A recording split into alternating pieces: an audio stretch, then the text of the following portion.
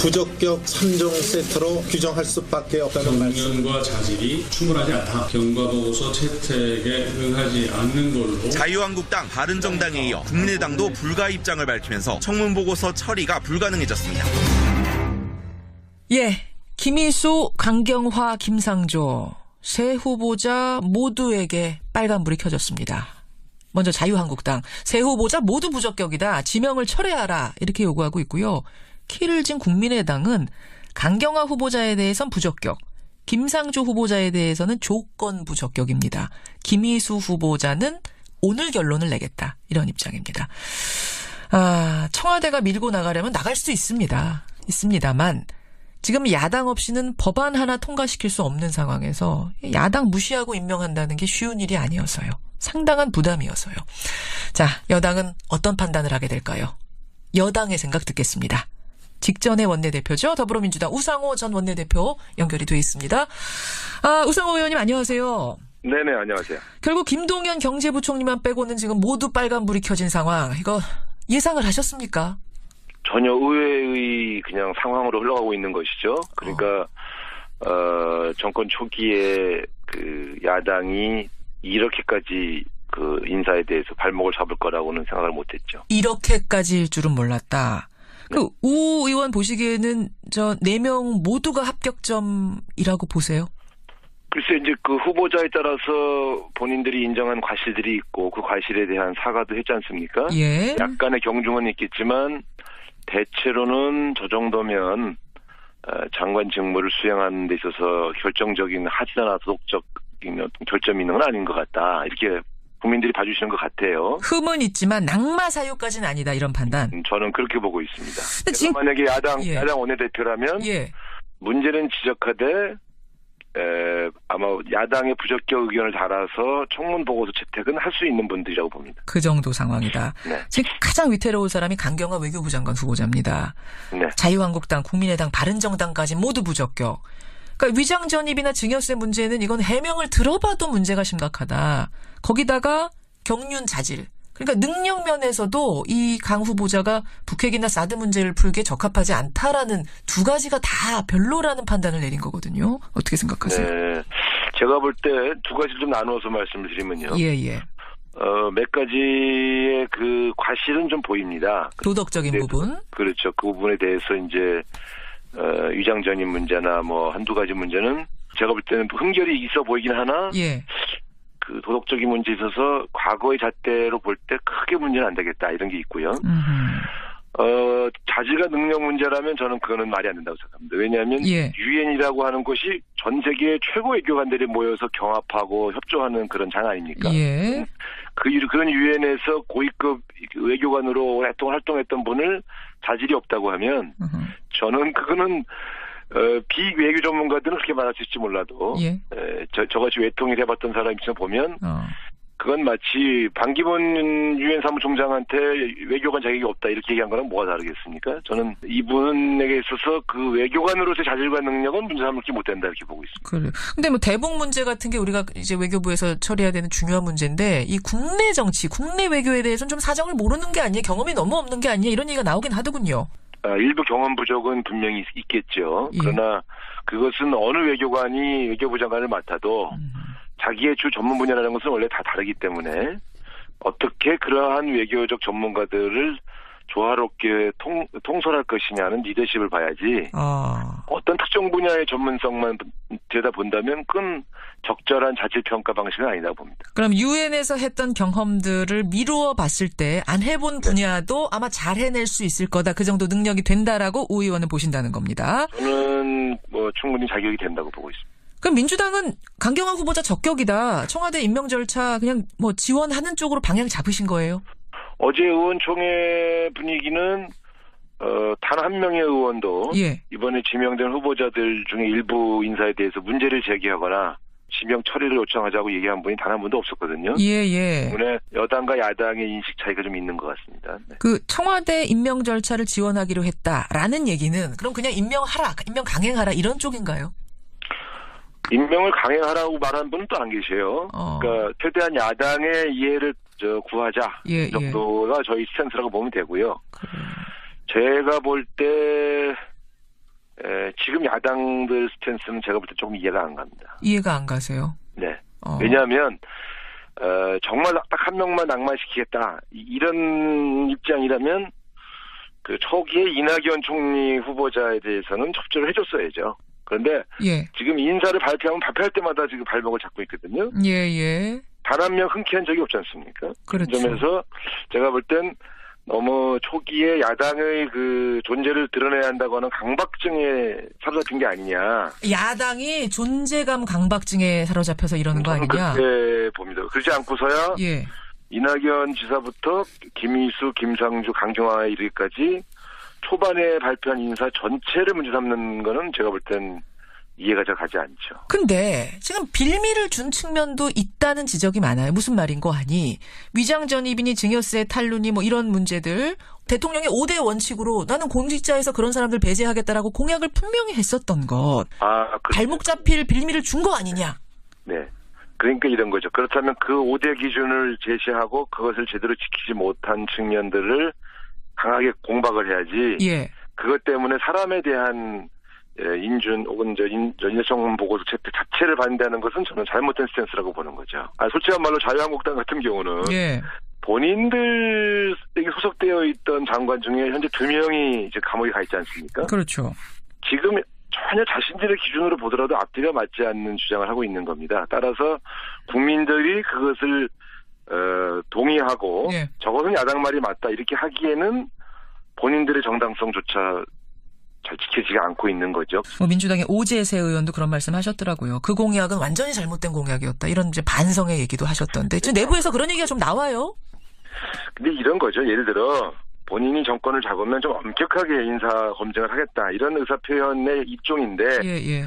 경중을 가리지 않고 무조건 이제 말하자면 제외한다는 것처럼 이렇게 표현된 것은 제가 봐도 좀 과도했다고 봅니다. 다만 이번 인사를 통해서 예. 이제는 그렇게 할 수 없다는 것을 지금 뭐 대통령도 인정하신 거 아니겠어요? 그러니까 그런 점에 대해서 여야가 그래서 새로운 기준을 만들어 달라 이렇게 부탁까지 하신 거니까. 알겠습니다. 그 점에 대해서는 여야 대화가 필요하다고 봅니다. 네. 자, 강경화 후보자 그렇고 또 한 명이 이제 김상조 공정거래위원장 후보자인데 여기는 자유한국당은 안 된다는 거고 국민의당은 조건을 걸었어요. 뭐냐면 부인의 학교 채용 특혜 의혹에 대해서 감사 청구하고 검찰 고발을 상임위가 의뢰를 해라. 그러면 우리가 보고서 채택해 주겠다.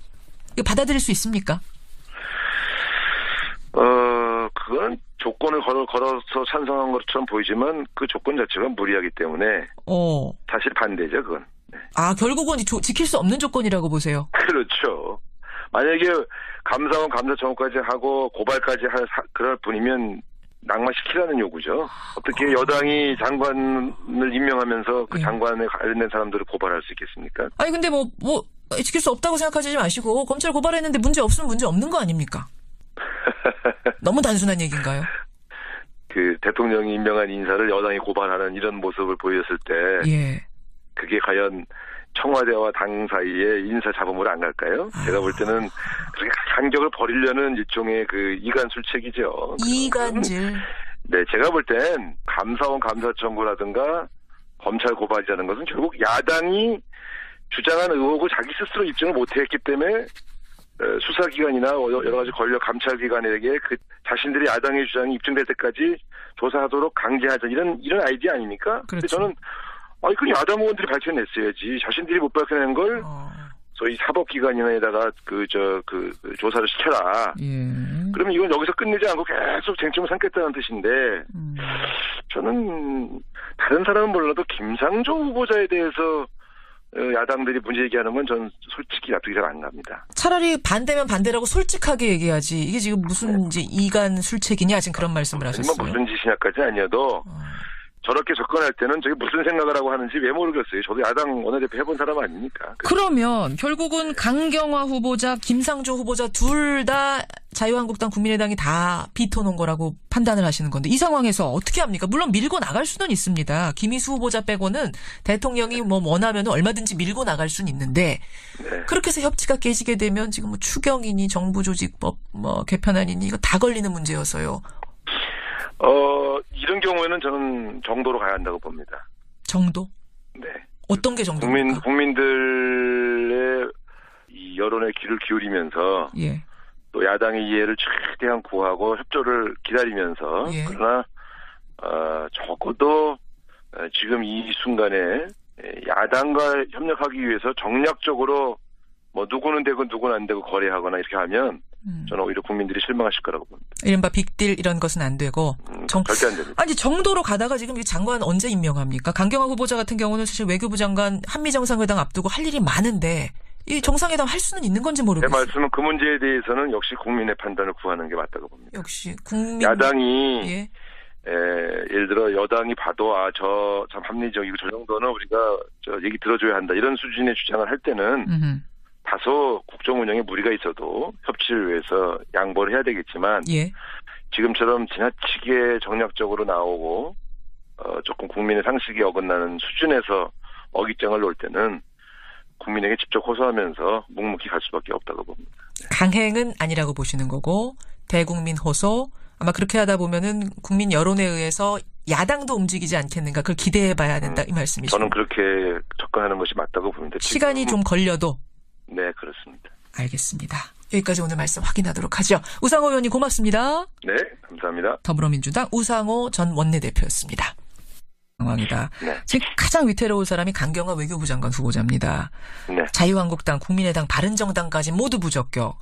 그러니까 위장전입이나 증여세 문제는 이건 해명을 들어봐도 문제가 심각하다. 거기다가 경륜 자질. 그러니까 능력 면에서도 이 강 후보자가 북핵이나 사드 문제를 풀기에 적합하지 않다라는 두 가지가 다 별로라는 판단을 내린 거거든요. 어떻게 생각하세요? 네. 제가 볼 때 두 가지를 좀 나누어서 말씀을 드리면요. 예. 몇 가지의 그 과실은 좀 보입니다. 도덕적인 부분. 그렇죠. 그 부분에 대해서 이제 위장전입 문제나 뭐 한두 가지 문제는 제가 볼 때는 흠결이 있어 보이긴 하나 예. 그 도덕적인 문제에 있어서 과거의 잣대로 볼 때 크게 문제는 안 되겠다 이런 게 있고요. 자질과 능력 문제라면 저는 그거는 말이 안 된다고 생각합니다. 왜냐하면 예. 유엔이라고 하는 곳이 전 세계 최고 외교관들이 모여서 경합하고 협조하는 그런 장 아닙니까? 예. 그런 유엔에서 고위급 외교관으로 활동했던 분을 자질이 없다고 하면 저는 그거는 비외교 전문가들은 그렇게 말할 수 있을지 몰라도 예. 저같이 외통일 해봤던 사람 입장에서 보면 그건 마치 반기문 유엔 사무총장한테 외교관 자격이 없다 이렇게 얘기한 거랑 뭐가 다르겠습니까? 저는 이분에게 있어서 그 외교관으로서의 자질과 능력은 문제 삼기 못 된다 이렇게 보고 있습니다. 그래. 근데 뭐 대북 문제 같은 게 우리가 이제 외교부에서 처리해야 되는 중요한 문제인데 이 국내 정치, 국내 외교에 대해서는 좀 사정을 모르는 게 아니에요. 경험이 너무 없는 게 아니에요. 이런 얘기가 나오긴 하더군요. 일부 경험 부족은 분명히 있겠죠. 예. 그러나 그것은 어느 외교관이 외교부 장관을 맡아도 자기의 주 전문 분야라는 것은 원래 다 다르기 때문에 어떻게 그러한 외교적 전문가들을 조화롭게 통솔할 것이냐는 리더십을 봐야지 어떤 특정 분야의 전문성만 들여다본다면 그건 적절한 자질평가 방식은 아니라고 봅니다. 그럼 유엔에서 했던 경험들을 미루어 봤을 때 안 해본 분야도 아마 잘 해낼 수 있을 거다. 그 정도 능력이 된다라고 우 의원은 보신다는 겁니다. 저는 뭐 충분히 자격이 된다고 보고 있습니다. 그럼 민주당은 강경화 후보자 적격이다. 청와대 임명절 부적격 3종 세트로 규정할 수밖에 없다는 말씀. 경륜과 자질이 충분하지 않다. 경과보고서 채택에 응하지 않는 걸로. 자유한국당, 바른정당에 이어 국민의당도 불가 입장을 밝히면서 청문보고서 처리가 불가능해졌습니다. 예, 김희수, 강경화, 김상조 세 후보자 모두에게 빨간불이 켜졌습니다. 먼저 자유한국당 세 후보자 모두 부적격이다. 지명을 철회하라 이렇게 요구하고 있고요. 키를 진 국민의당은 강경화 후보자에 대해선 부적격, 김상조 후보자에 대해서는 조건 부적격입니다. 김희수 후보자는 오늘 결론을 내겠다. 이런 입장입니다. 청와대가 밀고 나가려면 나갈 수 있습니다만 지금 야당 없이는 법안 하나 통과시킬 수 없는 상황에서 야당 무시하고 임명한다는 게 쉬운 일이 아니어서요. 상당한 부담이어서요. 자, 여당은 어떤 판단을 하게 될까요? 여당의 생각 듣겠습니다. 직전의 원내대표죠. 더불어민주당 우상호 전 원내대표 연결이 돼 있습니다. 자, 그냥 뭐 지원하는 쪽으로 방향 잡으신 거예요? 어제 의원총회 분위기는 단 한 명의 의원도 예. 이번에 지명된 후보자들 중에 일부 인사에 대해서 문제를 제기하거나 지명 처리를 요청하자고 얘기한 분이 단 한 분도 없었거든요. 예. 때문에 여당과 야당의 인식 차이가 좀 있는 것 같습니다. 네. 그 청와대 임명 절차를 지원하기로 했다라는 얘기는 그럼 그냥 임명 강행하라 이런 쪽인가요? 임명을 강행하라고 말한 분은 또 안 계세요. 그러니까 최대한 야당의 이해를 구하자 이 정도가 저희 스탠스라고 보면 되고요. 제가 볼 때 지금 야당들 스탠스는 제가 볼 때 조금 이해가 안 갑니다. 이해가 안 가세요? 네. 왜냐하면 정말 딱 한 명만 낙마시키겠다 이런 입장이라면 그 초기에 이낙연 총리 후보자에 대해서는 협조를 해줬어야죠. 그런데 지금 인사를 발표하면 발표할 때마다 지금 발목을 잡고 있거든요. 단 한 명 흔쾌한 적이 없지 않습니까? 그렇죠. 그런 점에서 제가 볼 땐 우상호 의원님 안녕하세요. 네네 안녕하세요. 결국 김동연 경제부총리만 빼고는 지금 모두 빨간불이 켜진 상황. 이거 예상을 하셨습니까? 전혀 의외의 그냥 상황으로 흘러가고 있는 것이죠. 그러니까 정권 초기에 그 야당이 이렇게까지 그 인사에 대해서 발목을 잡을 거라고는 생각을 못했죠. 이렇게까지일 줄은 몰랐다. 네. 그 우 의원 보시기에는 저 4명 모두가 합격점이라고 보세요? 글쎄 이제 그 후보자에 따라서 본인들이 인정한 과실들이 있고 그 과실에 대한 사과도 했지 않습니까? 약간의 경중은 있겠지만 대체로는 저 정도면 장관 직무를 수행하는 데 있어서 결정적인 하지나 도덕적인 어떤 결점이 있는 건 아닌 것 같다. 이렇게 국민들이 봐주시는 것 같아요. 흠은 있지만 낙마 사유까지는 아니다 이런 판단. 저는 그렇게 보고 있습니다. 만약에 야당 원내대표라면 문제는 지적하되 아마 야당의 부적격 의견을 달아서 청문 보고서 채택은 할 수 있는 분들이라고 봅니다. 그 정도